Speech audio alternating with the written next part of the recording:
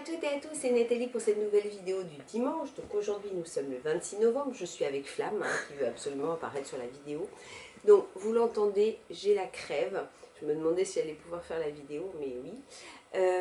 J'espère que vous allez bien, puisqu'on ne s'est pas vu, entre guillemets, depuis dimanche dernier. Je ne sais pas si je vous ai manqué mercredi, j'ai eu quelques messages. Donc aujourd'hui je vais vous faire une petite vidéo sur les troubles oculaires puisque j'en ai souvent parlé dans les symptômes mais j'ai jamais vraiment fait de vidéo là-dessus. Donc voilà, et avant toute chose j'ai une question, donc là j'ai besoin de vous. J'ai un de mes contacts qui a un gros souci avec problème de papillomavirus, peut-être même sûrement un cancer de l'utérus, et elle est sous Tysabri. Donc, est-ce que il y a d'autres patientes qui sont dans ce cas-là, donc sous Tysabri, et à qui on aurait soit diagnostiqué un cancer de l'utérus, soit un papillomavirus, enfin, voilà, je ne vais pas rentrer dans les détails, mais surtout j'ai besoin de vous, puis elle a besoin aussi d'en savoir plus, donc n'hésitez pas à me contacter là-dessus. Je vous remercie. Alors, donc, les problèmes oculaires, donc je vais lire pas mal, je suis désolée, j'ai pas appris par cœur, hein. Donc voilà. Donc, concernant la névrite optique, elle est, comme vous le savez, très fréquente dans la CEP. Oui. Et puisque plus de 50% des malades en sont atteints, donc c'est beaucoup.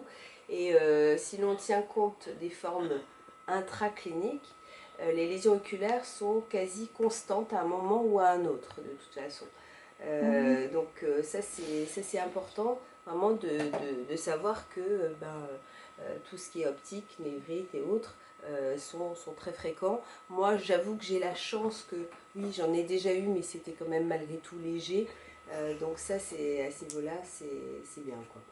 Donc l'examen, comme vous le passez, vous le savez, c'est un examen ophtalmologique qui est le plus souvent indispensable de toute façon pour faire le diagnostic.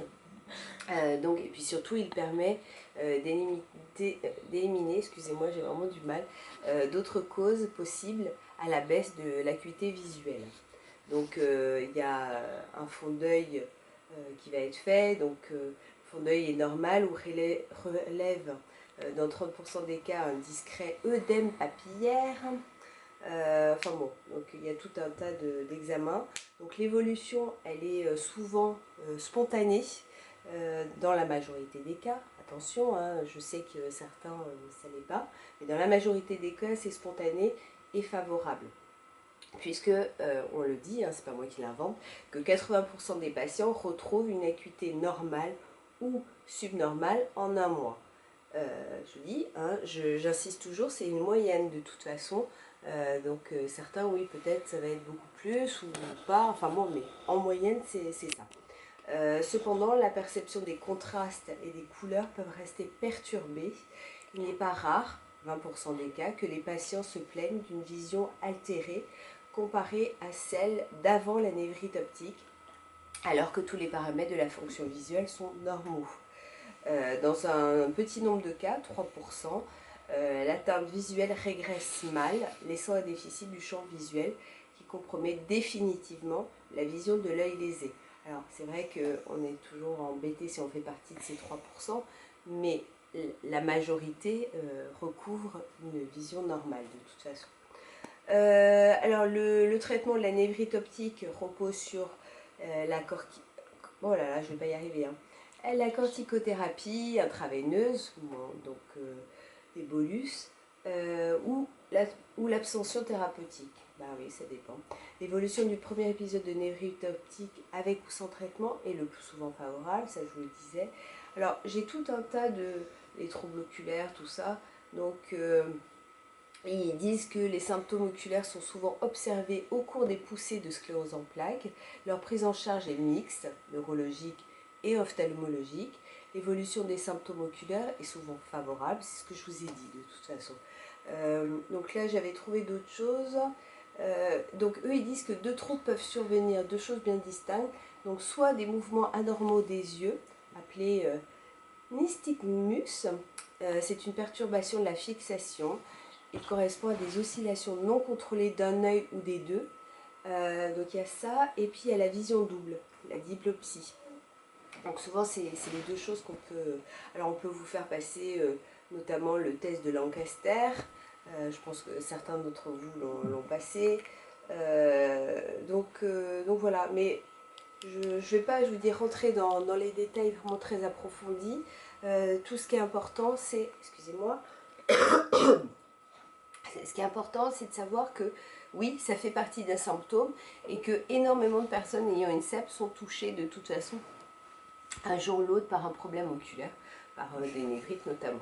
Voilà, donc ce qui est important, c'est d'en parler à votre neuro et d'être suivi par le neuro, mais par un ophtalmologue aussi. De toute façon, moi je sais que régulièrement maintenant, je fais champ visuel, examen, enfin moi je suis prise en charge, puisque à long terme, je sais que de toute façon, la vision à l'intérieur, je ne cherche pas à savoir quoi qu'est-ce, je sais qu'il va y avoir des problèmes dans quelques temps, mais je préfère pas y penser parce que c'est pas la peine que je me prenne la tête avec ce genre de choses.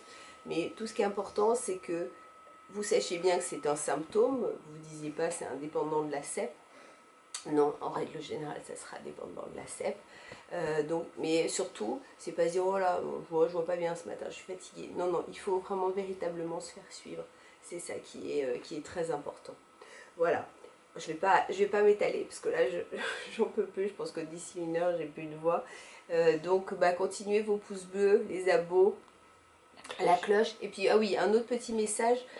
Ça, je crois que j'en ai jamais parlé, mais je compte le dire quand même là. Quand je vous dis de vous abonner ou quoi que ce soit, je n'ai aucun revenu. Depuis le début, je n'ai jamais eu aucun revenu. Je ne me suis pas fait monétiser ni quoi que ce soit. C'est un remerciement que vous me faites en fait. Voilà, de vous abonner, au moins ça me dit que bah, vous êtes content du travail, du temps que je passe pour vous. Voilà, mais je n'ai jamais été rémunérée de quoi que ce soit. Voilà, 0 €. Donc voilà, je vous fais plein de gros bisous. Et puis dimanche prochain, on aura l'interview de Nicolas. Voilà, donc je vous fais plein de gros bisous. Et puis n'hésitez pas hein, pour le papillomavirus, petits abris, tout ça, de me donner des réponses. Comme ça, je pourrais les transmettre. Gros bisous, très bonne journée à vous. Portez-vous bien.